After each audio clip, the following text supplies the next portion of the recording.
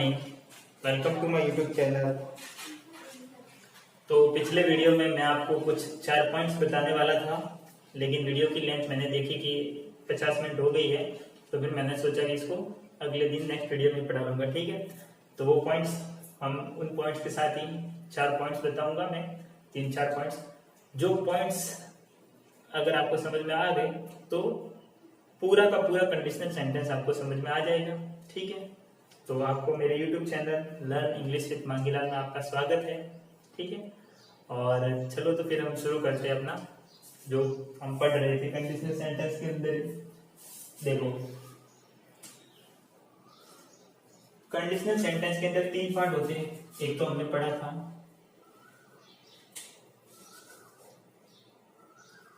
वो पार्ट था conditional conjunction, यानी कि वो शर्त सूचक शब्द जो कंडीशनल सेंटेंस के अंदर में लिखाए थे। इफ हो सकता है, इवन इफ हो सकता है, नो सुंदर हो सकता है, एज सुन एज हो सकता है, अनलेस हो सकता है, अनटिल हो सकता है, ठीक है, वाइल हो सकता है, कुछ भी हो सकता है। तो ये जो कंडीशनल कंजंक्शन होते हैं वो तो होती है, और फिर जो क्लॉज होती है उसके अंदर से जिस क्लॉज के साथ कंडीशनल कंजंक्शन जुड़े हुए होते हैं उस क्लॉज को क्या बोलते हैं हम? Conditional clause. ठीक है, और इसके साथ दूसरा और एक क्लॉज होता है जिसके साथ कोई भी शर्त कंडीशन नहीं जुड़ी हुई होती, उसको हम बोलते हैं रिजल्ट क्लॉज। ठीक है, अब देखो, जो समझने वाली बात क्या है, जो मैं आपको बोल रहा था कि जो इंपॉर्टेंट पॉइंट्स है, जिसके जो 3-4 इंपॉर्टेंट पॉइंट्स है, वो ही पूरे के पूरे कंडीशनल सेंटेंस में हर वाक्य भले ये कंजंक्शन भले ही कोई सा भी हो, पॉइंट हमेशा वो के वो ही लागू रहेंगे। तो देखो, उसको पढ़ लेते हैं। देखो, यदि रिजल्ट क्लॉज है वो पास्ट टेंस के अंदर हो, कौन से टेंस के अंदर हो? पास्ट टेंस के अंदर। ठीक है, तब कंडीशनल क्लॉज है वो किसके अंदर होगा? वो भी पास्ट टेंस के अंदर ही होगा, हमेशा और हमेशा।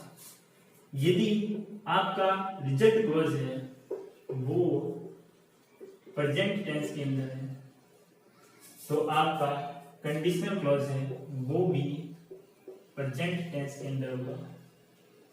और समझने वाली बात, और जिसके ऊपर सबसे ज्यादा एरर बनते हैं, वो कि यदि आपका रिजल्ट क्लॉज फ्यूचर टेंस में है तो ये कभी भी फ्यूचर टेंस में नहीं होगा, ये हमेशा प्रेजेंट सिंपल टेंस में या प्रेजेंट टेंस में होगा। ठीक है, 99% अगर प्रेजेंट टेंस बोल रहे हो तो वो फर्स्ट टेंस ही है, प्रेजेंट सिंपल। कभी कभार दूसरे तीसरे में भी वाक्य बन जाते हैं, पर 99% फर्स्ट टेंस के अंदर ही बनते हैं। तो यही है पूरा का पूरा कंडीशनल सेंटेंस का बेसिक। ये 3 पॉइंट समझाने के लिए ही मैंने पिछले वाले वीडियो में no sooner, as soon as, hardly had वाले भूतकाल में स्ट्रक्चर बताए, ताकि मैं आपको समझ में आए कि ये जो कंडीशनल कंजंक्शन से इसके साथ जो हमने पास्ट में वाक्य लिखा तो आगे भी पास्ट में था, इसके साथ अगर हमने प्रेजेंट में वाक्य लिखा तो आगे भी प्रेजेंट में था। फिर अगर फ्यूचर में हमने देखा कि अगर हम रिजल्ट क्लॉज अगर फ्यूचर में लिख रहे हैं तो कंडीशनल क्लॉज हम वर्तमान में लिख रहे हैं। ये पॉइंट आपको समझाने के लिए मुझे वो इतनी बातें पूरी करनी पड़ी। ठीक है, ताकि आपको ये 3 रूल पता चले, और यही कंडीशनल सेंटेंस का बेसिक कहो कि जो सब कुछ यही है। ठीक है, तो इसको आप उतार लो, यही रूल है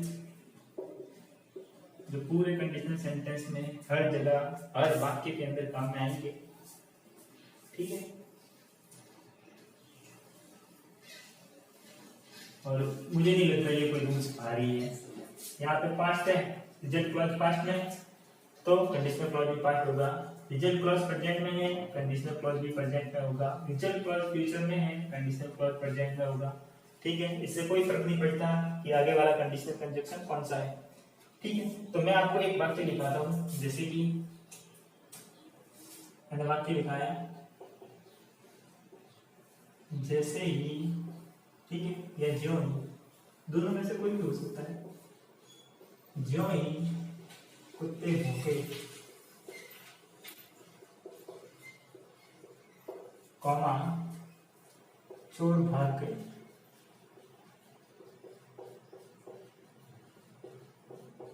अब ये किससे बनेगा? आपको पता चल गया कि ये जैसे ही या जो ही, यानी कि ये एज सुन एज से बनेगा। और आपको पता भी है कि ये भूतकाल का स्ट्रक्चर है, यहाँ पे भी भूतकाल आएगा, यहाँ पे भी भूतकाल आएगा, ठीक है। और किसी वाक्य को अगर नौ सुंदर से भी बनाना चाहे तो बन सकता है, ठीक है। कैसे? मैं बोल देता हूँ, मैं लिखूंगा नहीं, कि कुत्ते भौंके ही न थे कि चोर भाग गए। इसको ही हम हार्डली हेड से भी बना, हार्डली वाले से भी बना सकते हैं। कैसे? मुश्किल से ही कुत्ते भौंके थे कि जब चोर भाग गए, ठीक है। मतलब ये वाक्य अगर भूतकाल में है तब तो तीनों में बन सकता है, नो सुंदर में भी बन सकता है, एज सुन एज में भी बन सकता है, और हार्डली या स्कैर्सली में भी बन सकता है। तो इसको अगर करें तो कैसे लिखेंगे? एज सुन एज, जो ही जैसे ही के लिए क्या लिखेंगे? As soon as soon. पहले आप खुद बनाने की कोशिश करो और फिर देखोगे आपको सही होगा कि नहीं। एज सुन एज कुत्ते भौंके, ये कौन सा टेंस है? भौंका, भौंकी, भौंकी, ठीक है। तो ये है पांचवा टेंस। तो देखो एज सुन एज, अब देखो ये भी ध्यान से देखना कि यहाँ पर कुत्ते हैं, कुत्ता नहीं है, बहुत सारे कुत्ते हैं, ठीक है। As soon as the dogs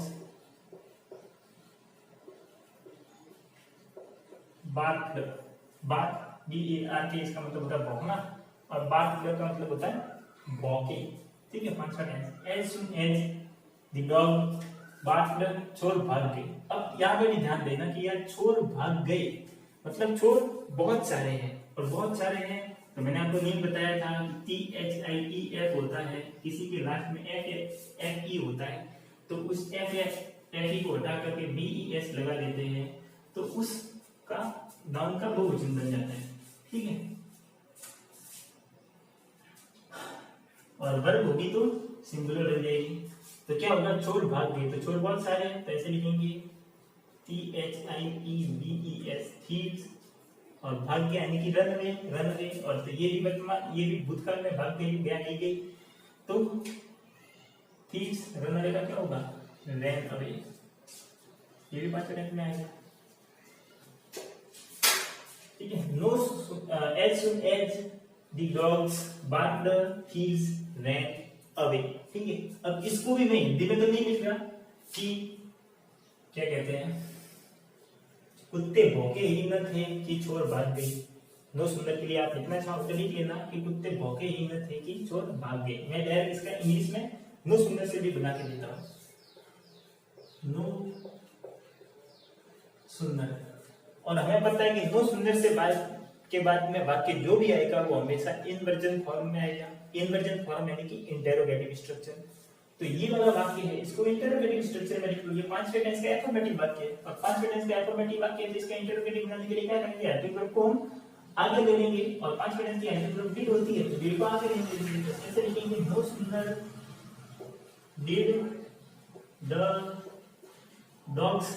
अब वर्ब की सेकंड फॉर्म के जैसे डिड बार निकाल देते, ठीक है बच्चा, फर्स्ट फॉर्म यानी कि बार्क, और नो सुंदर के साथ क्या लगता है? देन, तो लिखिए देन, और पीछे का ऐसे थीव्स रैन अवे, ठीक है। और इसको भी हम हार्डली और स्कैर्सली से भी बना सकते हैं। हिंदी में कैसे बनेगा? मुश्किल से ही कुत्ते भौंके कि जब चोर भाग गए, ठीक है। मैं हिंदी में नहीं लिख रहा, मैंने इंग्लिश में बोल दिया, जिसको इंग्लिश हिंदी में बोल दिया, जिसको लिखने को लिख देगा। अब इसको हम हार्डली या स्कैर्सली से बनाएंगे तो क्या बनेगा? हार्डली, ठीक है। फिर आएगा हेड द डॉग्स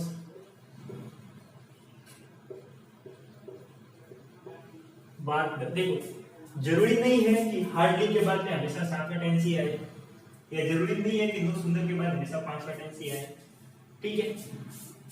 कई बार मैंने कुछ बुक्स देखी है कि वहां हार्डली के बाद में डिड ये वाला स्ट्रक्चर फॉलो किया, मतलब पांचवें टेंस का उपयोग किया, तो वो गलत नहीं माना जाएगा। वो लेखक अपने हिसाब से वाक्य को कभी कभार लेखक पांचवें को सातवें में मान लेता है, सातवें को पांचवें में मान लेता है, ठीक है। तो वो बड़ी बात नहीं है, बस ये ध्यान रखना कि जो स्ट्रक्चर है वो इंटरोगेटिव यानी कि इन्वर्जन में होना चाहिए, ठीक है। तो हार्डली हैड द डॉग्स बार्क्ड, और हार्डली या स्कैर्सली के बारे में क्या आता है, व्हेन, और फिर ये कैसा कैसा, थीव्स रैन अवे, ठीक है। अब एक और वाक्य में लिखता हूं, जैसे कि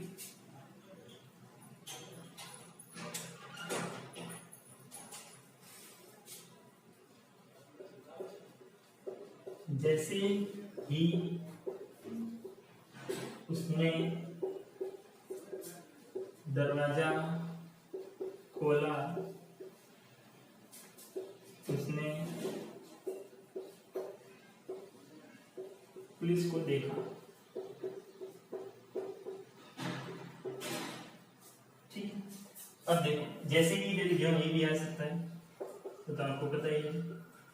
अब ये वाक्य भी भूतकाल में है, ये वाक्य भी भूतकाल में है, मतलब ये तीनों स्ट्रक्चर आप खुद बनाने की कोशिश करो पहले, मेरा तो काम है मैं तो बनाऊंगा ही। इन तीनों स्ट्रक्चर को, जिस तरह इस सेंटेंस के ये तीनों structure as soon as, no sooner और हार्डली से बनाए, इस सेंटेंस के भी ये तीनों स्ट्रक्चर आप खुद बनाओ एक बार, और फिर देखो कि आपके कितने सही होते हैं, ठीक है। क्योंकि प्रैक्टिस ही आप खुद बनाना नहीं सीखोगे तब तक कंडीशनल सेंटेंस कैसे सीखोगे, ठीक है। तो आप खुद बनाओ और फिर मेरे से चेक करो कि आप कितने आपके सही हुए।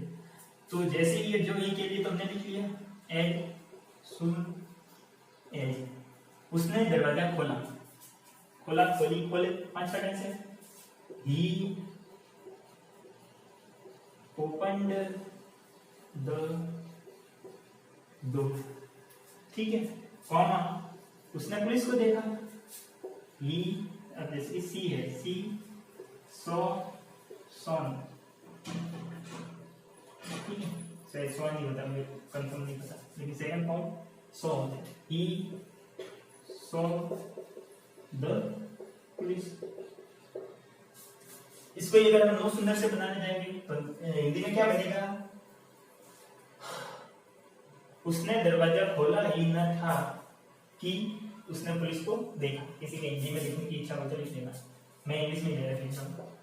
नो सुंदर, अब नो सुंदर के बाद जो भी वाक्य आएगा वो कैसा होगा, इंटरोगेटिव स्ट्रक्चर में लिखा हुआ आएगा, यानी कि इन्वर्जन स्ट्रक्चर में लिखा हुआ आएगा। मैंने आपको बताया कि इन्वर्जन स्ट्रक्चर में क्यों लिखा हुआ वो आपको समझ में आ जाना चाहिए, क्योंकि ये वाक्य नेगेटिव में होते हैं, और नेगेटिव में होते हैं बोलते हैं इनके अंदर नॉट आ गया, और अगर वाक्य में नॉट आ गया तो बिना हेल्पिंग वर्ब के तो हम लिख ही नहीं सकते, ठीक है। तो सबसे पहले हेल्पिंग वर्ब लिख के फिर काम स्टार्ट करते हैं। तो नो सुंदर, और इसका अगर लिखेंगे तो क्या होगा, did he open the door, और नो सुंदर के साथ क्या लगता है, then he saw the police, ठीक है।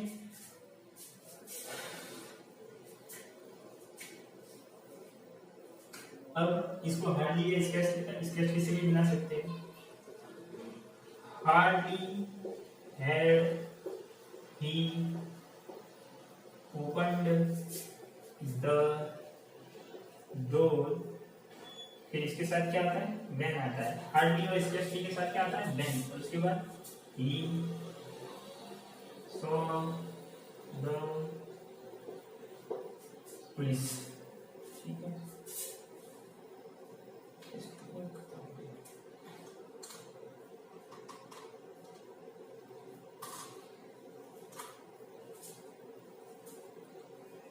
ठीक है, तो मैं साइड में हो जाता हूँ, तब तक के लिए आप इतना लिख लो, मैं इंक डाल लेता हूँ।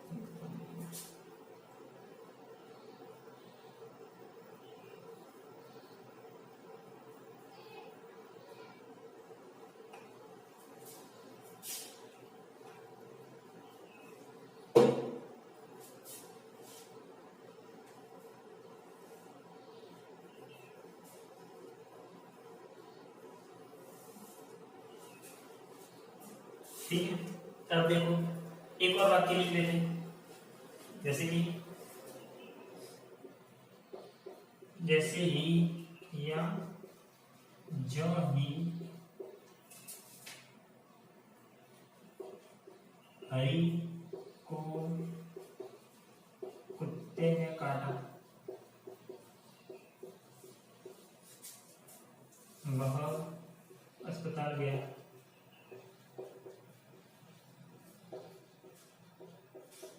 ठीक है, अब देखो ये भी भूतकाल में है, ये भी भूतकाल में है। वह अस्पताल गया, इसके साथ कोई शर्त नहीं जुड़ी हुई, ये रिजेक्ट क्लॉज है। और जैसे ही ये ज्यों ही हरी को कुत्ते ने काटा, या इसको ऐसे भी ले सकते हैं, जैसे ही आप कंफ्यूज ना हो इसलिए ऐसे लिखिए, कुत्ते ने हरी को काटा, वह अस्पताल गया। तो देखो कुत्ते ने हरी को काटा, काटा काटी काटे, कौन सा टेंस हो गया, पांचवा टेंस, यानी कि as soon as dog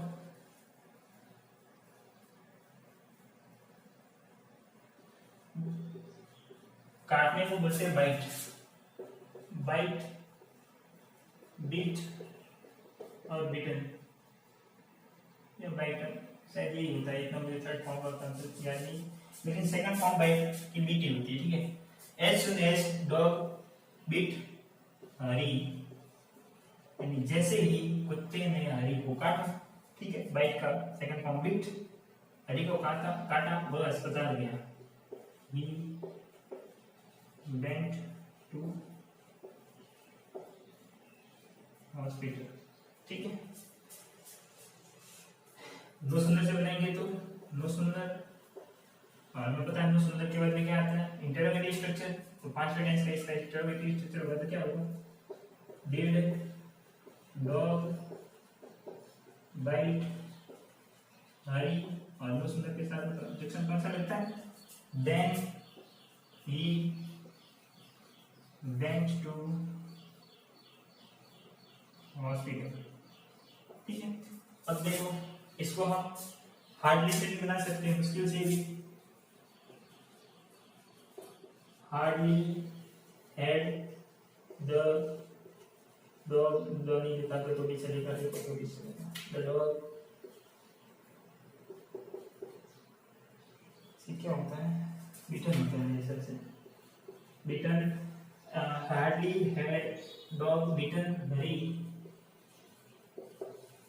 when we went to hospital। ठीक है, तो और भी हम कुछ एग्जांपल करेंगे, पहले इन एग्जांपल्स को आप लिख लीजिए, मैं साइड में हो जाता हूँ।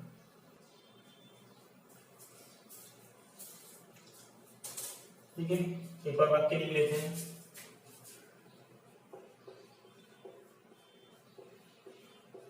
जैसे ही या जो ही सीता ने दवाई ली, उसने उल्टी कर दी।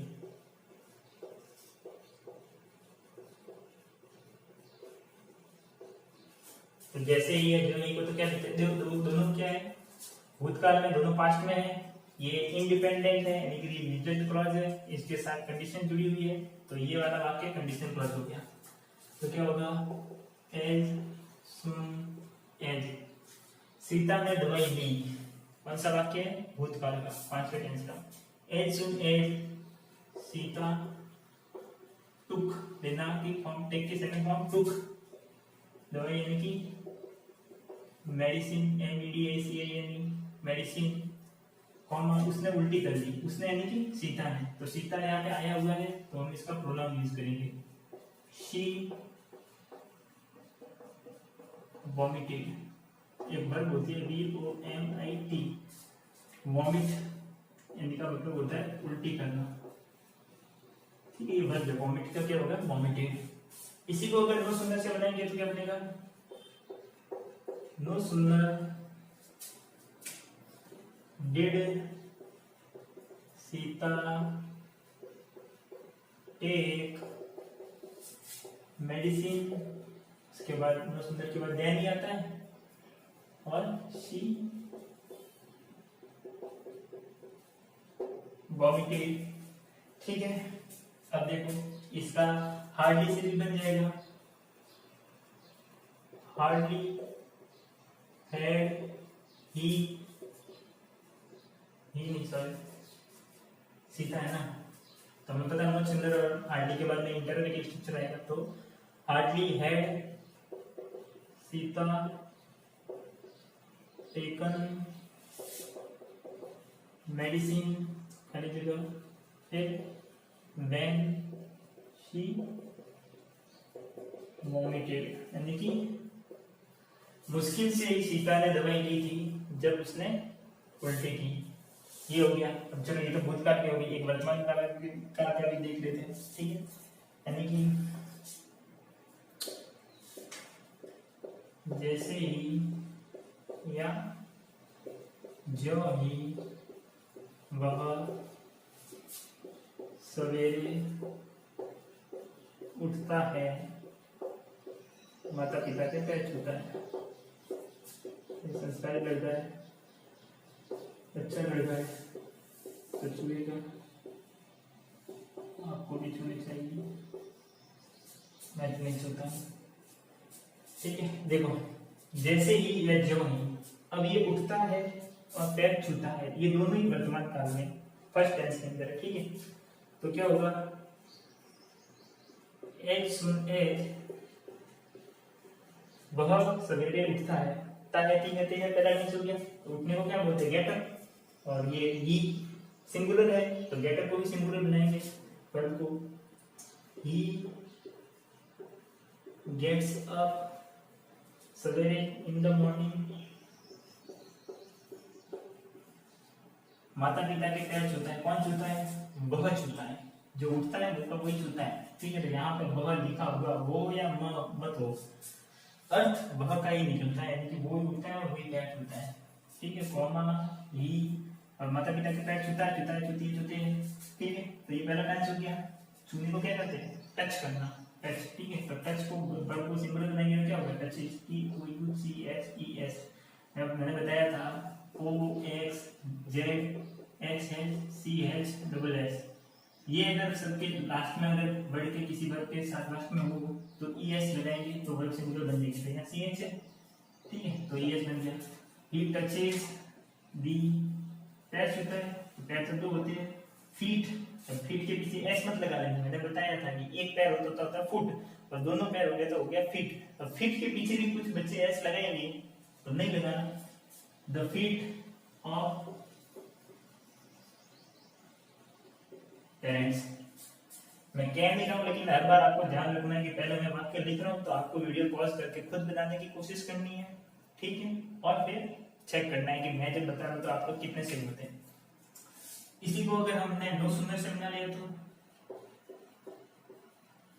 तो इस वाले वाक्य का इंटरोगेटिव स्ट्रक्चर क्या होगा, ये पहला टेंस है, पहले टेंस में इंटरोगेटिव स्ट्रक्चर ही का हेल्पिंग वर्ब क्या होती है, डज, तो वो पहले लिखी जाएगी। No sooner does he get up in the morning then he, ये तो ऐसे कैसे ही रहेगा, touches the feet of parents, ठीक है। तो क्या इसका भी हार्डली हेड से बना ले, नहीं। ये वाक्य उठता है और छूता है, ये वर्तमान काल का वाक्य है तो ये सिर्फ एच और दो सुंदर से ही बनेगा, ठीक है। ये हार्डली या स्कैर्सली से नहीं बनेगा। अगर भूतकाल का होता तो हार्डली या स्कैर्सली से बन जाता, क्योंकि ये वर्तमान काल का वाक्य है तो ये हार्डली या स्कैर्सली से नहीं बनेगा, ठीक है। एक और हम वाक्य लिख लेते हैं, जैसे ही या जो ही मेहमान आएंगे पिताजी उनका स्वागत करेंगे, ठीक है।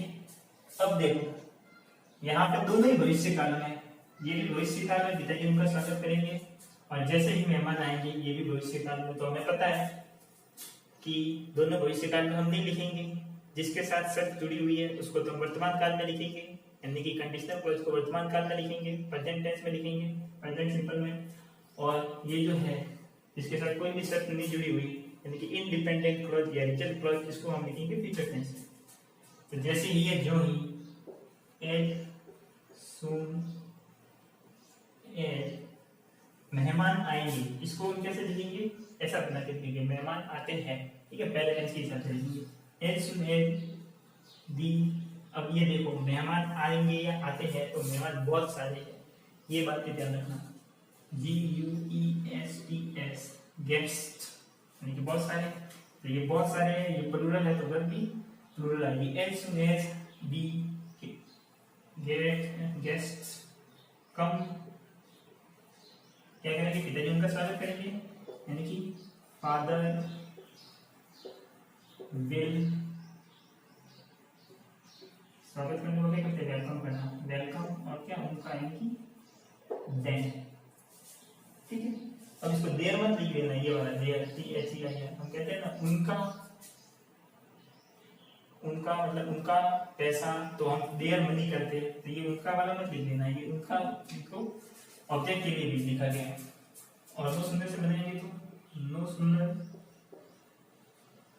और गेस्ट बहुत सारे हैं तो पहले क्या आएगा, डू द गेस्ट्स कम, फिर देन फादर विल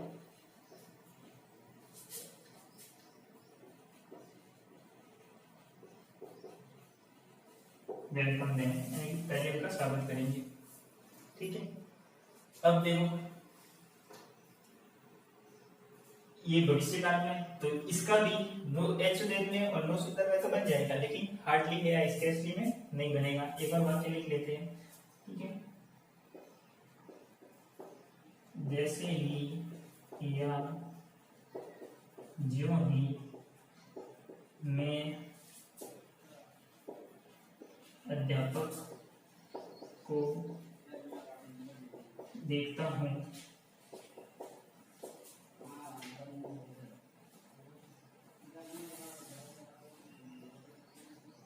उनको नमस्कार करता हूँ।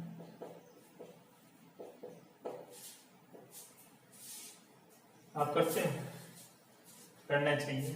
बहुत से बच्चे होते हैं टीचर देखा नहीं सामने से आ रहे तो वो उल्टा दूसरी क्लिप पकड़ लेते हैं ताकि सामने टीचर को नमस्कार भी नहीं करना पड़े।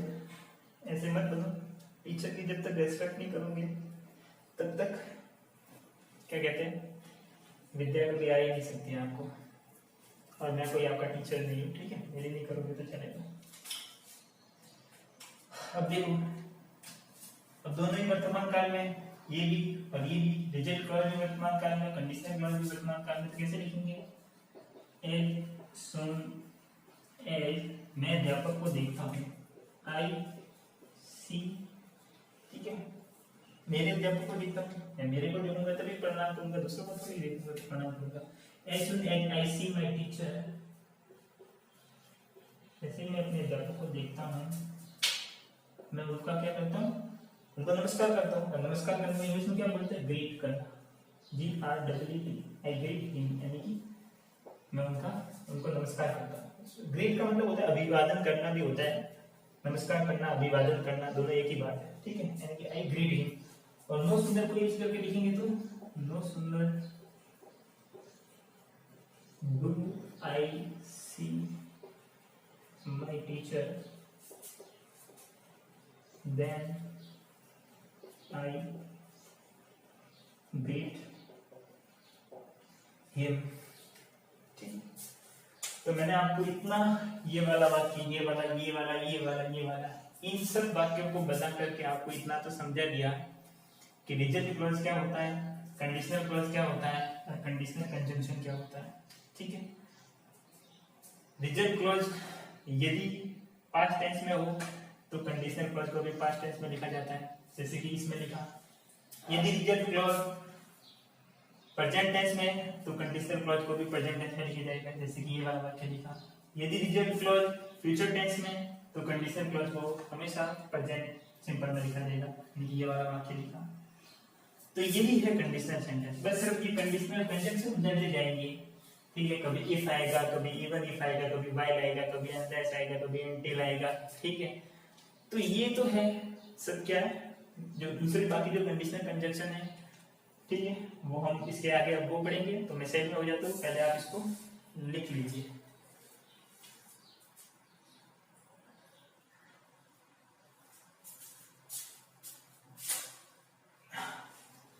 तो 30 मिनट तक का वीडियो हो चुका है। मैं वीडियो की लेंथ ज़्यादा बढ़ाना नहीं चाहता, मैं 30 मिनट ही 30 या 35 मिनट से ज़्यादा नहीं बढ़ाना चाहता, फिर आप बोर हो जाते हो। लेकिन कभी कभार अनजाने में बढ़ जाती है, क्योंकि जो पढ़ाना शुरू किया है वो पूरा समझाने के बाद ही मुझे बंद करना पड़ता है, वरना फिर मतलब नहीं रहता, ठीक है। मेरा मकसद वीडियो की संख्या बढ़ाना नहीं है, आपको पढ़ाना है। तो अब मैं जो शुरू करने वाला था वो थोड़ा सा बड़ा टॉपिक था, मतलब उसी के अंदर से थोड़ा सा बड़ा वाला पॉइंट था, ठीक है। जो मैंने आपको 3 पॉइंट बताए, ठीक है, कि यदि रिजल्ट क्लॉज पास्ट में हो तो कंडीशनल क्लॉज पास्ट में होगा, रिजल्ट क्लॉज प्रेजेंट में हो तो कंडीशनल क्लॉज प्रेजेंट में होगा, रिजल्ट क्लॉज फ्यूचर में हो तो कंडीशनल क्लॉज प्रेजेंट में होगा। ये तीनों ही पॉइंट को मैं डिटेल से पढ़ाने वाला था, ठीक है। अब के इसके आगे, लेकिन इसके एक पॉइंट को बढ़ाने में हो सकता है 20 मिनट भी चला जाए, और ऑलरेडी 30 मिनट तो हो चुके हैं, ठीक है।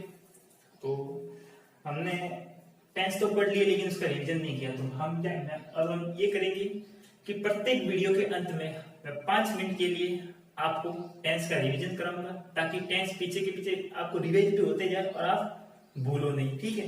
तो मैं करूंगा क्या, मैं टेंस के नंबर लिखूंगा, ठीक है। 12 टेंस होते हैं ना, मैं 12 टेंस पढ़े थे,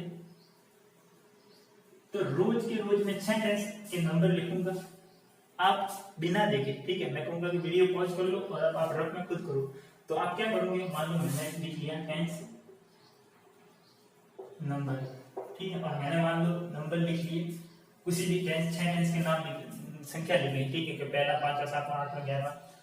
तो 6 टेंस के मैं नाम नंबर लिखूंगा, आप क्या करोगे, आप उस टेंस का नाम लिखोगे बिना देखे रिवीजन के लिए, ठीक है। फिर आप उस टेंस की पहचान लिखोगे, आइडेंटिटी लिखोगे हिंदी में। अगर इस टेंस की 2 पहचान लिखेंगे तो दोनों लिखेंगे। फिर आप उस टेंस की हेल्पिंग वर्ब लिखोगे, फिर आप उस टेंस की वर्ब लिखोगे, ठीक है। मैं सिर्फ टेंस के नंबर लिखूंगा, और नंबर लिखने के बाद कहूंगा कि वीडियो पॉज करो और आप खुद लिखो। तो आपको रब को खुद में लिखना है, तभी जाके आपको टेंस अच्छे से याद होगी, वरना टेंस पीछे के पीछे भूलते चले जाओगे, ठीक है। तो फिर आप पॉज करके रब में ये 4 चीज आप खुद लिखना, मैं संख्या लिखूंगा, आप उस संख्या से उस टेंस का नाम लिखना, उसकी पहचान लिखना, उसकी हेल्पिंग वर्ब लिखना, उसमें कौन सी वर्ब करेक्ट होती है वो लिखना, ठीक है। ऐसे ऐसे 6 नंबर के नाम, पहचान, हेल्पिंग वर्ब और वर्ब लिखना, ठीक है। ऐसे हम रोज के 6 करेंगे, आज 6 किए, दूसरे दिन 6 करेंगे, ठीक है। तो फिर 2 दिन में 12 का रिवीजन हो जाएगा, ठीक है। तो चलो अब करते हैं, मैं आपको टेंस लिखवाता हूँ। पहला, चौथा, छठा, 7वां, 9वां, 12, ठीक है। अब वीडियो पॉज कर दो और खुद सारे लिख लो, ठीक है। और फिर वापस मैं बताता हूँ, तो फिर आपको क्रॉस चेक करना कि आपको 6 में से कितने आपके सही है। तो मैं बता देता हूँ जल्दी में, ठीक है। पहला टेंस है वो प्रेजेंट सिंपल है, चौथा टेंस है वो प्रेजेंट परफेक्ट कॉन्टिन्यूअस है, छठा टेंस है वो पास्ट कॉन्टिन्यूअस है, 7वां टेंस है वो पास्ट परफेक्ट है, 9वां टेंस है वो फ्यूचर सिंपल है, 12वां टेंस है वो फ्यूचर परफेक्ट कंटिन्यूअस है। इस टेंस की पहचान है ता है, ती है, ते है, वो वाला। चौथे टेंस की पहचान है रहा है, रही है, रहे है, प्लस समय से कार्य जारी, एक समय दिया होगा, वहां से कार्य को जारी था और भी जारी है। छठे टेंस की पहचान रहा था, रही थी, रहे थे। सातवें टेंस की पहचान 2 पहचान लिख रही थी, चुका था, चुकी थी, चुके थे। एक और पहचान क्या थी, गया था, गई थी, गए थे। 9वें टेंस की पहचान क्या थी, क्रिया के बाद गा गी गी। ठीक है, बार बार टेंस की पहचान की थी, रहा होगा, रही होगी, रहे होगी। मैं यहाँ पे सिर्फ छोटी लिख रहा हूँ, आपको रखना पूरी लिखना है। ठीक है, ऐसा नहीं कि मैंने ता है क्या है लिखा तो फिर आप ता है लिख रहे, पूरे लिखना। ता है, ती है, ते है, इसकी पहचान रहा है, रही है, रहे हैं, प्लस से आगे जा रही, इसकी पहचान रहा था, रही थी, रहे थे, इसकी पहचान चुका था, चुके थे, गया था, गए थे, गए थे, इसकी पहचान क्रिया के बाद जाएगी, इसकी पहचान रहा होगा, रही होगी, रहे होगी। ठीक है, प्लस समय के साथ कार्य जारी। अब हेल्पिंग वर्ब पहले टाइम की हेल्पिंग वर्ब डू डेज, और इसके अंदर बस मल्टीप्लाई फॉर्म। ठीक है, जो होता है एफर्मेटिव होता है उसमें एज एस लगता है, बाकी एफर्मेटिव नेगेटिव इंटरगेटिव में मल्टीप्लाई फॉर्म ही होती है। चौथा टेंस प्रेजेंट परफेक्ट, जो परफेक्ट प्रेजेंट तक कंटिन्यू, इसकी हेल्पिंग वर्ब होती है हैज बीन, हैव बीन। ठीक है, इसके अंदर वर्ब की फोर्थ फॉर्म उपयोग में होती है। छठा टेंस है, इसके अंदर वर्ब उपयोग में होती है, और इसके अंदर वर्ब की फोर्थ फॉर्म। सातवां टेंस है परफेक्ट ग्रुप का है, इसके अंदर हेड आता है, वर्ब की थर्ड फॉर्म। नंबर टेंस है फ्यूचर सिंपल है, इसके बाद सब बिल चलाता है, और इसके वर्ब की फाइव फॉर्म। 12 टेंस है, ये आगे बिल है, और इसके अंदर वर्ब की थर्ड फॉर्म। तो ऐसे ही करके हम रोज के 6 टेंस है उसका रिवीजन करेंगे। ठीक है, बार बार करेंगे, और आप देखना कि आपके 6 में से 6 कितनी बार आते हैं। ठीक है, मान लो कि 6 में से 6 आ गए तो ये एक बार हो गया, आप लिखोगे मेरे फर्स्ट टाइम आ गई। दूसरी बार आ गया तो सेकंड टाइम लिख लेना, तीसरी बार आ गया तो थर्ड टाइम लिख लेना, और मान लो छोटी टाइम 6 में से 5 ही आई तो आपका स्कोर वापिस हो जाएगा 0। आपको कंटिन्यूसली 6 में से 6 बार सही करने हैं। 6 बार आपको 6 में से 6 सही करनी है। ठीक है, हो सकता है कि आपकी 6 में से 6 सही होते होते 5 बार आ जाए और छठी बार में गलत हो जाए तो भी आपका स्कोर वापस 0 हो जाएगा। मैं ये लगातार आपको रोज 6 टेंस दिखाऊंगा, और 2 दिन में हमारे पूरे टेंस 12 टेंस का रिवीजन हो जाएगा। ठीक है, और आपको रोज बिना देखे लिखने और फिर क्रॉस चेक करना है, मैं दिखाऊंगा उससे, और देखना कि 6 में से 6 आपके सही होते हैं कि नहीं होते, और होते हैं तो कंटिन्यूसली कितने दिन तक 6 में से 6 होते हैं। और जिस दिन आपके 6 में से 6 कंटिन्यूसली 6 के 6 दिन सही हो उस दिन आप ऐसी प्रैक्टिस करना छोड़ सकते हो, वरना जब तक आपके 6 में से 6 कंटिन्यूसली 6 दिन तक नहीं आए तब तक आपको प्रैक्टिस करनी और करनी ही है। ठीक है, तो हम कंडीशनल सेंटेंस आगे का हम अपने नेक्स्ट वीडियो में, नेक्स्ट क्लास में, नेक्स्ट दिन में पढ़ेंगे।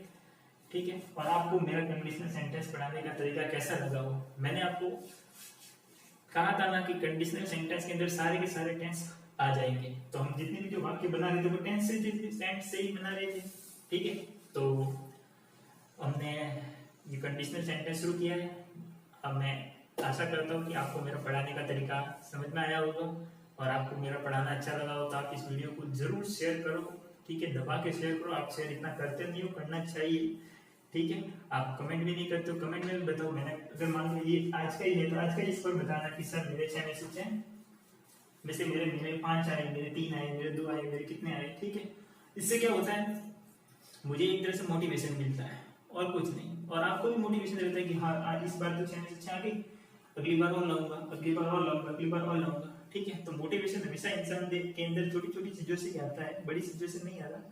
ठीक है, तो आज के लिए बस इतना ही। इस वीडियो को शेयर करना, सब्सक्राइब भी करना, दूसरों को भी बताना, ज़्यादा से ज़्यादा लोगों तक इस वीडियो को पहुंचाना। ठीक है, तो मिलते हैं अपने नेक्स्ट वीडियो में, तब तक के लिए आप सभी को जय श्री कृष्णा, जय श्री राम, आप सबको प्रणाम। ठीक है, ओके बाय, टेक केयर।